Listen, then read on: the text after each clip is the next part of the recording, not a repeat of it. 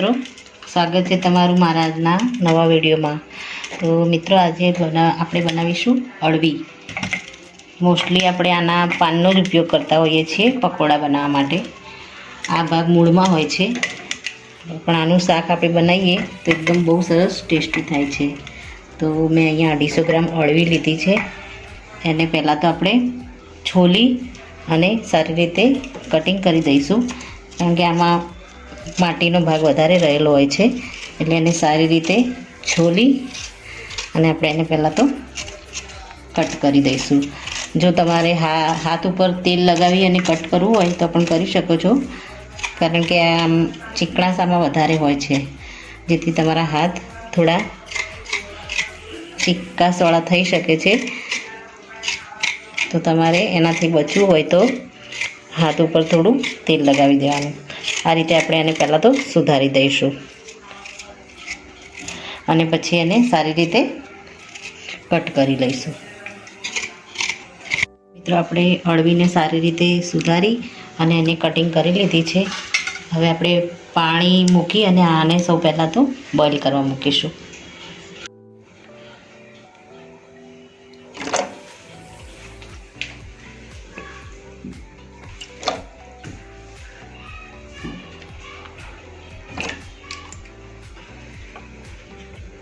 આપણે આને બોઇલ કરીશું, જેથી કરીને આની અંદર જે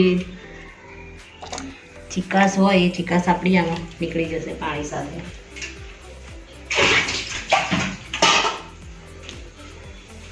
આમાં આપણે થોડું મીઠું એડ કરી દઈશું।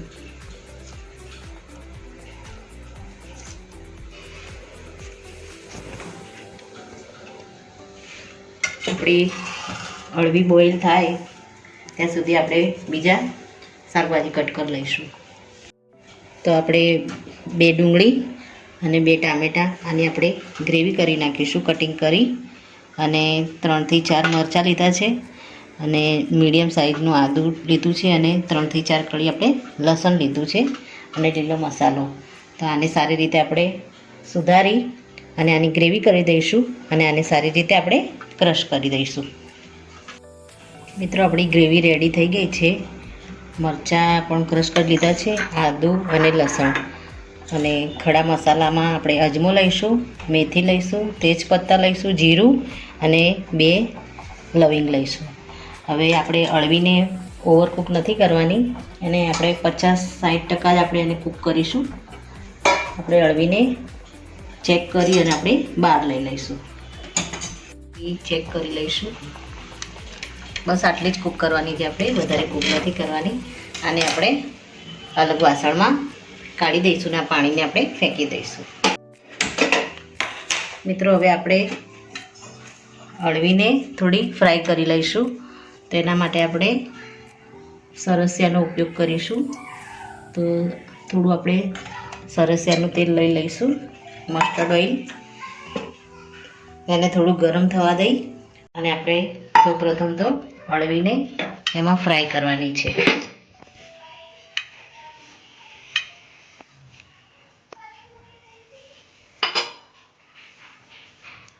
તેલને આપણે થોડું ગરમ થવા દઈશું।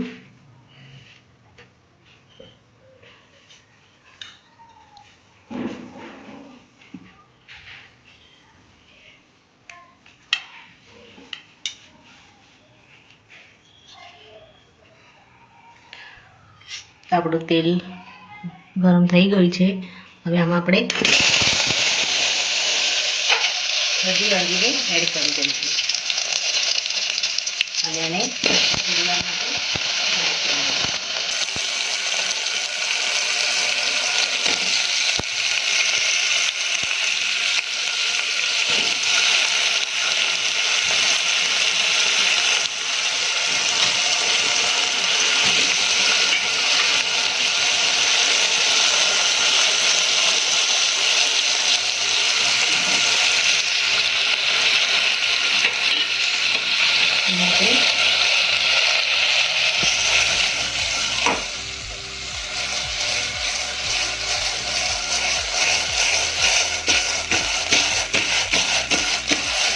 આ રીતે ગ્રેવી અને એને ફ્રાય થવા દઈશું, જેથી જેથી કરીને આપણી અળવી એકદમ સૂકી સૂકી થઈ જાય.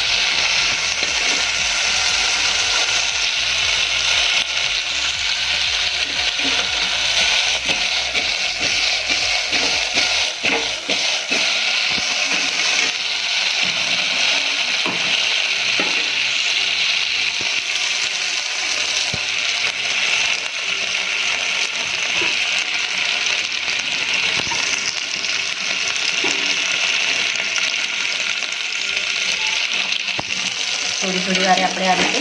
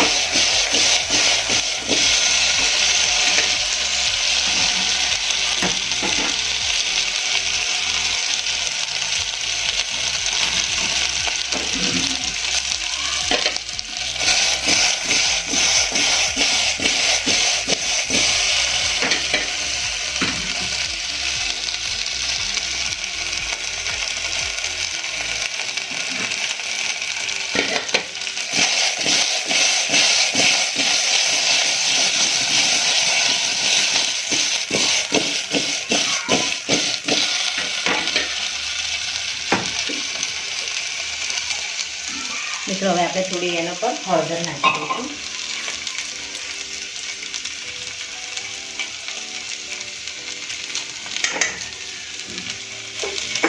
થોડું આપણે એના પર કાશ્મીરી મરચું એડ કરી દઈશું અને આપણે મિક્સ કરી દઈશું.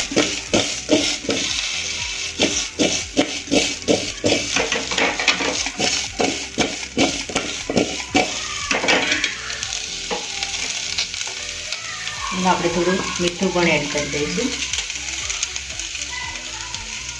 અને એકવાર મિક્સ કરી બધું જ તેલ આમાં ઓબ્ઝર્વ થઈ ગયું છે અને આપણી અળવી સારી રીતે ફ્રાય થઈ ગઈ છે.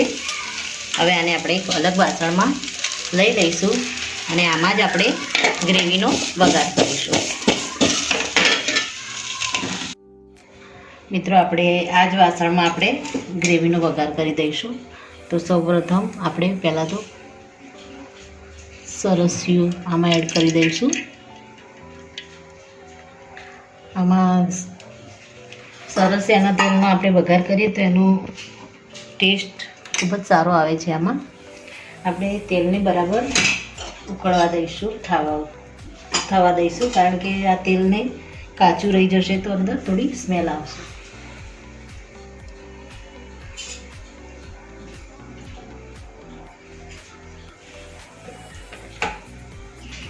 આપણું તેલ બરાબર થાય ત્યારબાદ આપણે એમાં ખડા મસાલા એડ કરીશું.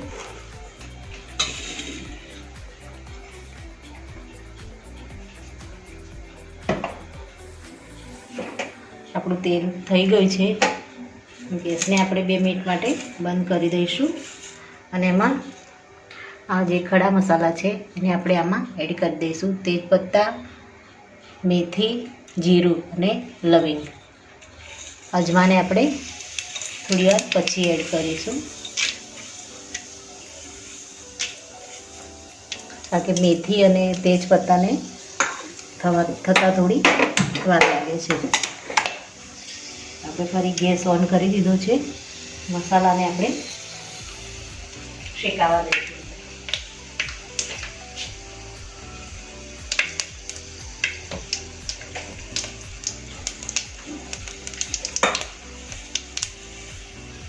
ત્યારબાદ હવે આપણે અજમાને એડ કરી દઈશું. થોડી હિંગ એડ કરીશું. આદુની પેસ્ટ લઈ લઈશું. લસણની પેસ્ટ લઈ લઈશું. મરચાંની પેસ્ટ લઈ લઈશું.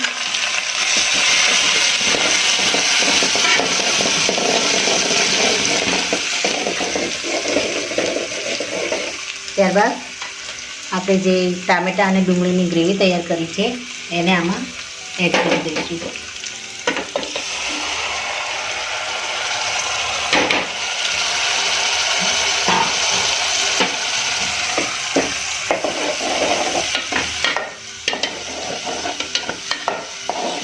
થોડી વાર માટે આ રીતે ચલાવીશું, જેથી કરીને ટામેટાં અને ડુંગળીનું જે ખટ્ટીપણ છે એ નીકળી જાય. આમાં આપણે જરૂર પડે થોડું પાણીનો પણ ઉપયોગ કરીશું.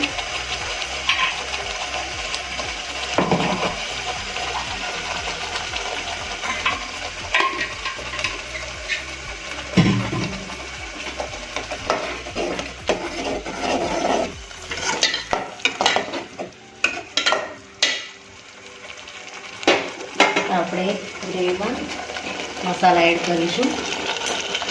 સૌપ્રથમ આપણે ધાણા પાવડર 2 ચમચી લઈ લઈશું. ત્યારબાદ આપણે અડધી ચમચી હળદર એડ કરી દઈશું.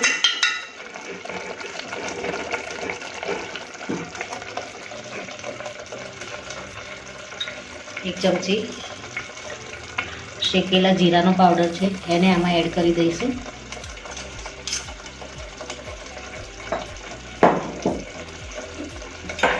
મરી પાવડર છે એને આપણે 1 ચમચી એડ કરી દઈશું.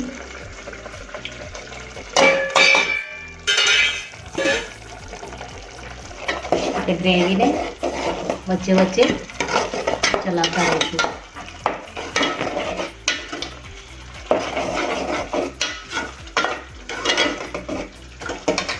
આપણી ગ્રેવી બરાબર પાકે ત્યાં સુધી આપણે આ 1 કટોરી દહીં લીધી છે એની અંદર આપણે થોડું મરચું એડ કરી દઈશું. થોડું આપણે આમાં ધાણા જીરું એડ કરી દઈશું અને આને બરાબર ચમચી વડે મિક્સ કરી દઈશું.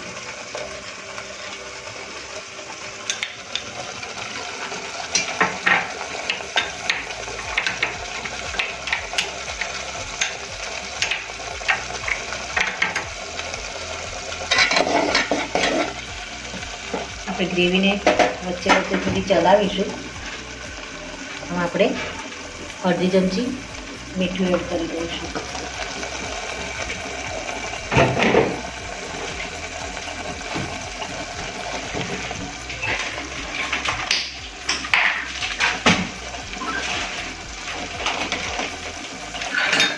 ત્યારબાદ આપણે આમાં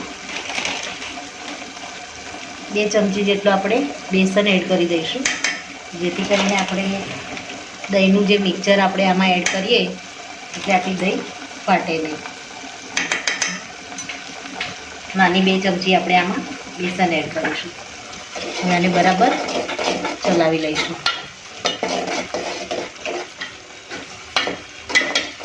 એનાથી આપણી ગ્રેવી પણ થોડી ગાઢી થશે અને આપણી દહીં પણ છે એ આની અંદર ફાટશે નહીં.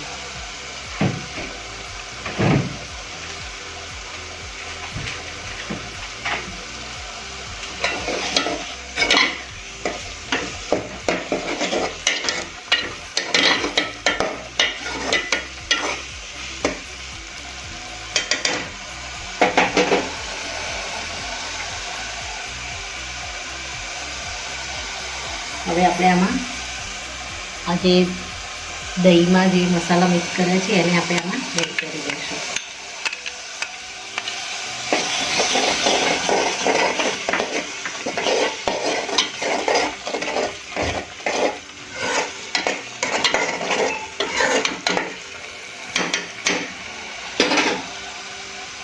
ત્યારબાદ આપણે તેમાં કાશ્મીરી મરચું 1 ચમચી એડ કરીશું કલર માટે. અડધી ચમચી આપણે તીખું મરચું એડ કરીશું.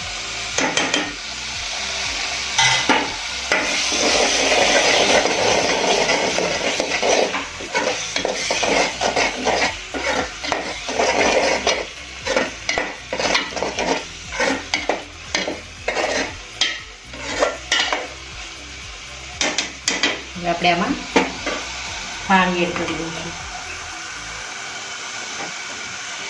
આપણી ગ્રેવી સારી રીતે કૂક થાય એટલું આપણે આમાં પાણી એડ કરીશું.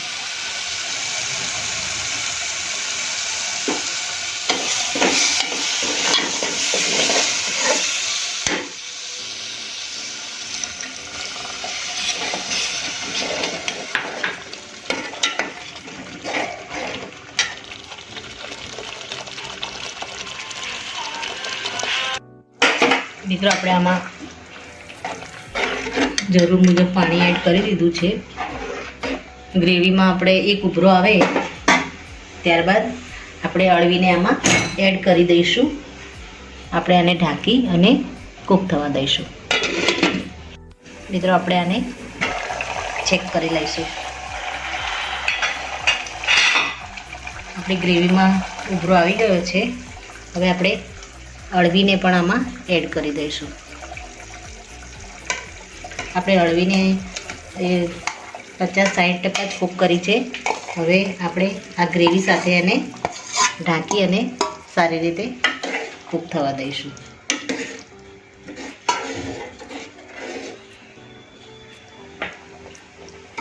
ઉપર આપણે ઝીણી સમારેલી કોથમીર એડ કરી દઈશું અને આને હવે ઢાંકી અને સારી રીતે કૂક થવા દઈશું.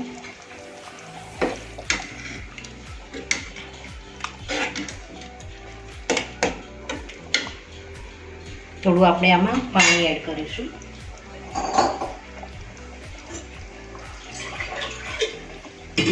જેથી કરીને આપણી ગ્રેવી છે એ બહુ ગાઢી ના થઈ જાય અને આમાં આપણે અળવીને પણ પકવવાની છે એટલે જરૂર પૂરતું આપણે આમાં પાણી એડ કર્યું. હવે આને ઢાંકી અને 10 મિનિટ માટે આપણે આને કૂક થવા દઈશું. મિત્રો 10 મિનિટ થઈ ગઈ છે. હવે આપણે શાકને ચેક કરી લઈશું.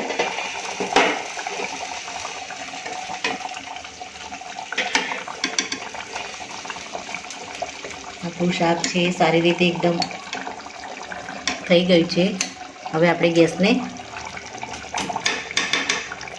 બંધ કરી દઈશું અને ઉપરથી આપણે કસૂરી મેથી છે એને આપણે ક્રશ કરી અને આમાં એડ કરી દઈશું.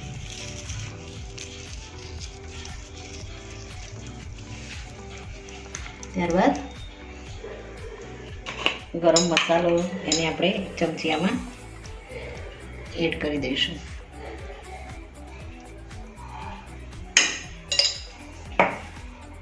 તો આપણું અળવીનું શાક રેડી થઈ ગયું છે.